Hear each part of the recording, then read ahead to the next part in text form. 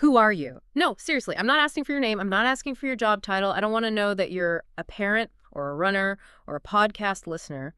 If I strip all of those labels away, if I take away your history, your memories, your plans for the future, who are you really? It is the ultimate existential question. And honestly, it's usually the one that makes people the most, uncomfortable. Because if you don't have a quick answer, you're just left with silence. And that silence is exactly where we're going today. Welcome back to the Deep Dive. We are continuing our journey through this massive global conversation. The transcripts from the A New Earth webcast series with Oprah Winfrey and Eckhart Tolle. Yep. Specifically, we are cracking open the final chapters, 7 through 10. And just to set the stage for anyone joining now, this isn't your standard book club. We aren't critiquing literary style or plot points here. This source material, it operates more like a mechanic's manual for the human mind. That's a great way to put it. We are looking at dismantling the ego, finding inner space, and this is maybe the most practical part, figuring out how to find purpose in a world that feels, well, increasingly chaotic. So the mission for this deep dive is to separate who you think you are, which Tolle calls the ego, from who you actually are, which he calls consciousness itself. And it sounds lofty, but the goal is actually really grounded. It's how do we operate in the real world without losing our minds? That is the challenge. The ego is incredibly tricky. It loves to hide in plain sight. Okay, so let's get into it. The source material kicks off with this ancient concept, knowing thyself. But Tolle makes a distinction here that I think is really easy to miss. He says knowing yourself isn't about data. It's not analysis. Right. He uses this wonderful analogy about honey to make the point. Imagine you're studying honey. You can write a PhD dissertation on it. You can analyze its chemical structure, study the viscosity, write beautiful poetry about its golden hue. You can know everything about it. Exactly.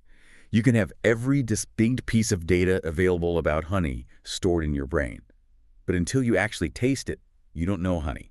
You just know about it. Precisely. There's a gap between the concept and the experience. And Tolle's argument is that most of us treat ourselves like that dissertation. We have a list of beliefs. I am a kind person. I am successful. I am a victim of my past. Just mental content. It's just content. It's data. It's not you. Knowing yourself is experiential. It's the taste, not the recipe. This leads us to one of the biggest frameworks in this section, and this is one that really helped me visualize where my head is at most of the day. The difference between the horizontal and the vertical dimension. It sounds like geometry, but it feels like psychology. It does. Break this down for us. Okay, so think of your life as a piece of paper. The horizontal dimension is a line running left to right. That's your timeline. On the left is the past. Your memories, your trauma, your story. Everything that's happened to you. Right. And on the right is the future.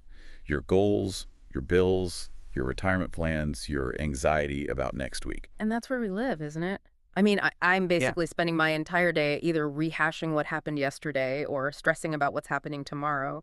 That is where the ego lives. The ego relies on time to exist. It needs a past to give it identity and a future to give it something to worry about. Hope or fear, yeah. But Tolle introduces the vertical dimension. This is the line that intersects the horizontal one, but it only touches it at one single point, the now. The present moment. But it's not just what's happening right now. The vertical represents depth. It represents height. If you're constantly racing along that horizontal line, you're just skimming the surface of life. You're water skiing. Right. To find out who you really are, to find that honey taste we talked about, you have to stop moving forward and go vertical. You have to dive. This brings up a really poignant image regarding loss. Because if we are just skimming the surface, relying on our story to define us, what happens when a part of that story gets deleted? He talks about the tapestry of life here. It's a beautiful but painful image. We spend years weaving this tapestry, our career, our marriage, our social status, our health. We think, this tapestry is who I am. Then something happens.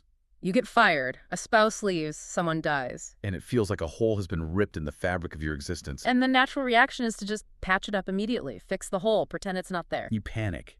We panic because we confuse the tapestry with ourselves. But here's the counterintuitive insight from the transcripts. Tolle argues that most people look at the hole and see only tragedy. But he suggests that if you don't resist that hole, if you can just sit with it, if you can sit with the pain without trying to fix it immediately, that open space allows the light of consciousness to shine through. So the loss actually becomes a portal. The form dissolves, but the formless, the spirit, It gets through easier. It's a radical reframing of grief. It suggests that while the ego loves the woven tapestry because it feels safe, the spirit actually loves the light that comes through the tears in the fabric. But the key phrase you use there is, if you don't resist. That's the hard part. It's human nature to resist pain. Which brings us to that Zen master story from the source material. I have to say, when I read this, I felt defensive for the guy. He's almost frustratingly calm. It is the gold standard for what Tolle calls non-resistance. The story is simple. There's a Zen master, highly respected in his village. One day, the teenage daughter of his neighbors becomes pregnant. Under immense pressure, she panics and falsely names the Zen master as the father. To protect the real boyfriend, I mean, what a nightmare scenario. Your reputation, your standing in the community, your livelihood ruined instantly. The parents storm over, screaming, accusing him. And the Zen master doesn't argue. He doesn't show DNA evidence. He simply says, "Is that so?" Is that so? That's it. He just accepts the blame. He accepts the moment. They leave the newborn baby with him. And now look at his action. He cares for the child. He loves it. He raises it for a year. He responds to the reality of the situation. There is a baby that needs care rather than the story of the injustice. And then the plot twist comes. Right. A year later, the mother confesses. The real father is the young man from the butcher shop. The parents are mortified. They come back, bowing, apologizing, begging for the baby back. And let me guess his response. Is that so? And he hands the baby back. Okay, but here is where I get stuck, and I think a lot of listeners might too. To the modern mind, that just sounds like being a doormat. Why didn't he defend himself? Isn't truth important? Truth is vital, but Tolle is making a distinction between facts and ego defense. The master wasn't passive, he was refusing to participate in the drama. He didn't have a self-image that he needed to protect. By not resisting, he allowed the truth to surface on its own timeline. If he had fought, screamed, and sued them, he would have just created a war. By flowing with the event, he neutralized the toxicity. It's the idea that when you fight reality, you lose 100% of the time. But when you align with it, you find a different kind of power. Which brings us to the mechanism of how you do that. Because you can't just decide to be a Zen master overnight. You need what Tolle calls inner space. Right. The source text describes most people's minds like a cluttered room, just furniture everywhere. And the furniture is your thoughts, your worries, your sensory inputs. We're obsessed with the objects in our consciousness. Tolle calls this object consciousness. We are constantly looking at the clouds, the thoughts passing by. But he wants us to become aware of the sky. The background, the stillness that allows the clouds to exist. That is space consciousness. It's the ability to notice that you are thinking rather than being trapped inside the thought. It's stepping back and saying, I am having a thought about anger, rather than just I am angry. There was a great exchange in the transcript with a caller named Nick, and he basically asked the question we're all thinking. This spiritual stuff is great, Eckhart, but I have bills to pay. I have a 401k to worry about. I can't just be the sky. That's the classic objection. Yeah. And Tolle's response is very sharp. He distinguishes between action and worry. He uses the squirrel analogy, which is surprisingly practical. I loved the squirrel. It felt very validating. A squirrel gathers nuts for the winter. It's taking necessary action. It's preparing. But the squirrel isn't pacing back and forth in the tree, losing sleep, thinking, what if I don't find a walnut? What will the other squirrels think of me? So worry is just mental noise. Gathering nuts is the practical action. Precisely. Tolle says, pay your bills. Yeah. That is action, but you don't have to worry about them. Worrying doesn't write the check. Worrying is a misuse of imagination. It's creating a future movie in your head that hasn't happened yet and suffering through it. That is such a liberating thought. Worry is optional. Action is required. But let's be real. When you're in the thick of it, say, a financial crisis, it's hard to detach. The source material mentions a specific tool for this, the Ring of the King. Ah, the Sufi story. A king asks his wise men for a ring that will make him happy when he is sad and sad when he is happy. A grounding mechanism. And the inscription. This too shall pass. It's a bit of a buzzkill when you're happy, though. You're at a party, having a great time. You look at your ring. This too shall pass. Thanks. Well, it can be a buzzkill if you're clinging. But the lesson is non-attachment to that horizontal timeline. When things are bad, don't resist because it will pass. When things are good, don't cling because it will pass. If you can accept that flow, you find peace in the middle of both. You aren't yo-yoing up and down with every event. So if we stop worrying and start finding this inner space, the next big question, and this is chapter 9, is purpose. Everyone wants to know, what am I supposed to do with my life? And I feel like we usually look for that answer outside of ourselves. We do. We look for the perfect job, the perfect title. But Tolle flips the traditional idea of purpose on its head. He separates it into inner purpose and outer purpose. And here's the kicker. Inner purpose is primary, And it comes first. meaning it is the foundation. Yeah. And it is the same for every single human being on the planet. Your inner purpose is simply to be awakened, to be aligned with the present moment. That sounds a bit generic, though. My inner purpose isn't to be a podcaster or a doctor or an artist. No, those are outer purposes. Mm. And the problem with outer purpose is that it is unstable. It changes. You might be a student, then a parent, then a CEO, then a retiree. Mm-hmm. If your identity is tied to that outer purpose, you are going to have a crisis every single time it shifts. Right. But the inner purpose being present, that remains constant through all those changes. There was a caller, Ivy, in the transcript. She was 26, basically freaking out because she didn't know her career path. And Tolle used this analogy of the package tour versus the adventure. I love this comparison. He told her that if she wants total certainty about her future, she's asking for a package tour. Everything is planned, the hotels are booked, the sites are scheduled, it's safe. But ultimately, it's boring. You don't learn anything new on the package tour. But real life is an adventure. An adventure, by definition, requires uncertainty. He was telling her to get comfortable with not knowing. If you demand certainty, you shut the door on possibility. If you can stand in the uncertainty and say, I don't know what happens next, and that's okay, then infinite possibilities open up. But we still have to go to work on Monday. How do we bridge that gap? How do we make our outer purpose, our job, our daily grind match this inner purpose of being present? Tolle introduces the concept of the evolutionary impulse. He argues that the universe wants to evolve through you. It's not about what you do, it's how you do it. The quality of consciousness determines the quality of the output. He gave the example of the waiter, which I thought was great because it's so relatable. It is. You can be a waiter, a standard job. But if you put down a plate with total presence, with care, acknowledging the human being in front of you, that action becomes spiritual. It flows. The what is serving food. The how is alert presence. Versus the waiter who's resentful, thinking, I should be an actor, and just slamming the plate down. Exactly. That waiter is polluting the world with negativity. He's poisoning the energy of the room. Tolle's point is you can't wait for the perfect job to start being present. If you aren't present now, you won't be present when you get the dream job either. This leads perfectly into Chapter 10, the final chapter. Tolle gives us a checklist. He calls them the 3 modalities of awakened action. It's basically a diagnostic tool. Right. He says if you aren't doing one of these 3 things, you should stop. Because if you aren't in one of these 3 states, you are creating suffering for yourself and others. Okay, let's run through them because this felt like the practical takeaway for the week. Modality number 1, acceptance. This is the baseline. This is for when you can't change the situation. Say your car breaks down in the pouring rain. You can't enjoy it. You certainly aren't enthusiastic about it. But you can accept it. You accept this is what is. Without the mental commentary of, why me, this is so unfair, you just change the tire, you perform the action without the resistance. It's doing what needs to be done peacefully. Okay, modality number 2, enjoyment. This is the sweet spot for most of life. This is when the joy of being flows into the doing. It replaces wanting. You aren't doing the activity just to get a result or a paycheck. You are enjoying the activity itself.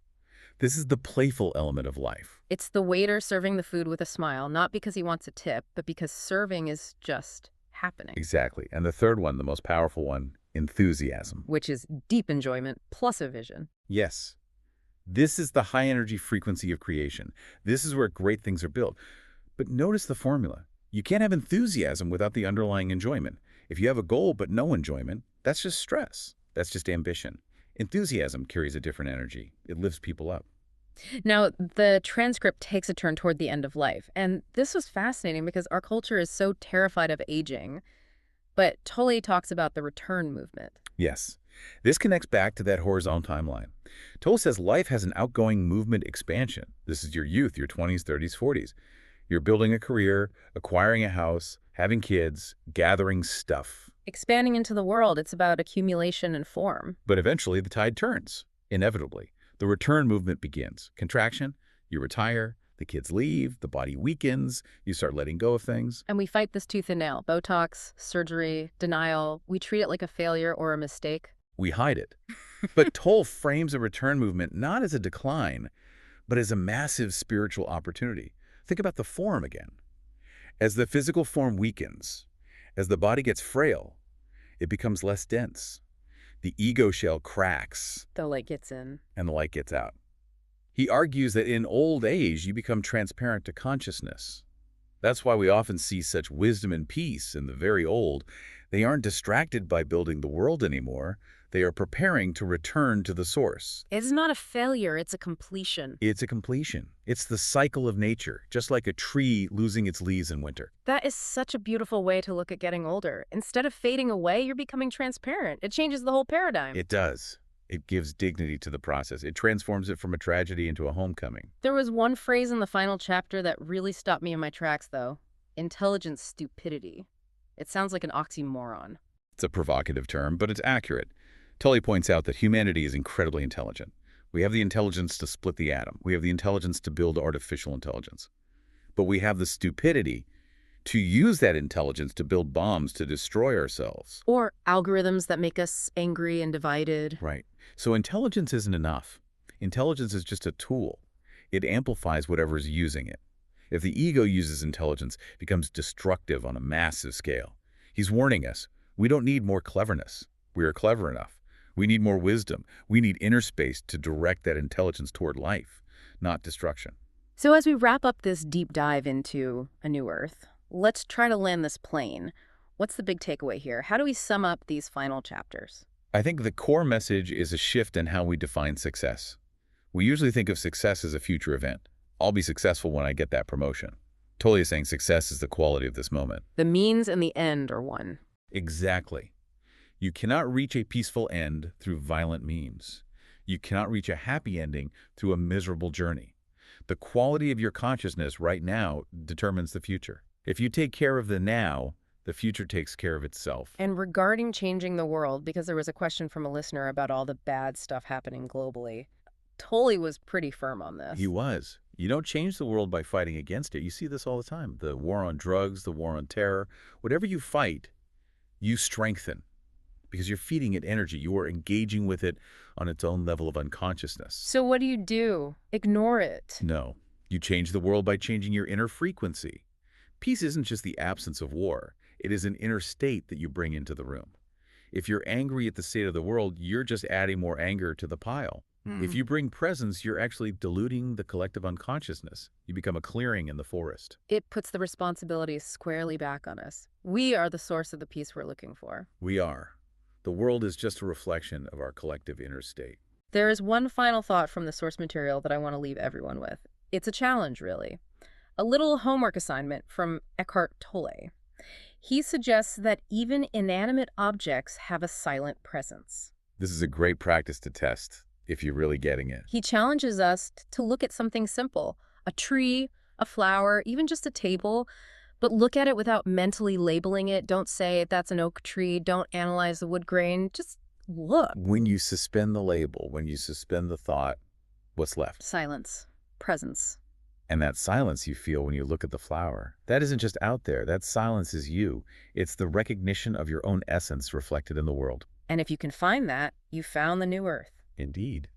That's it for this deep dive. Thanks for listening, and we'll see you next time.